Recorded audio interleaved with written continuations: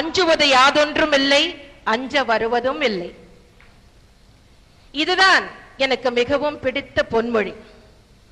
சோதனை வரும்போதெல்லாம், துன்பமும் துயரமும் வரும்போதெல்லாம் அதற்கு அஞ்சாமல் சுடர் முகம் ஏந்தும் உங்களை போன்ற உடன்பிறப்புகளை பெற்றதால் தான் எனக்கு வாழ்க்கையில் அஞ்சுவது யாதொன்றும் இல்லை, அஞ்ச வருவதும் இல்லை.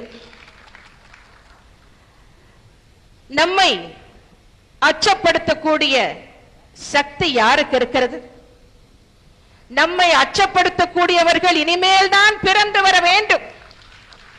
இப்போது அப்படி யாரும் இல்லை. நம்மை வீழ்த்த நினைக்கும் கெடுமதியாளர்கள் தான் கெட்டு போவார்கள்.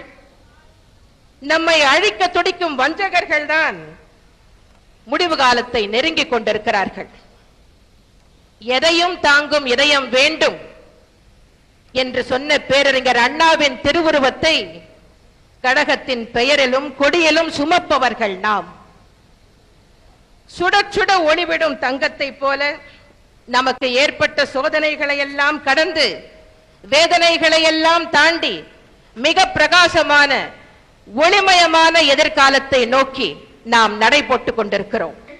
அண்ணா சொன்னது போல வீட்டு சுவற்றின் இடுக்கிலே முளைத்திருக்கிற செடிகள், அவற்றை மக்கள் ஆதரவோடு கிள்ளி எறிவோம், வேரோடு பிடுங்கி எறிவோம் என்பதை தெரிவித்துக் கொள்கிறேன்.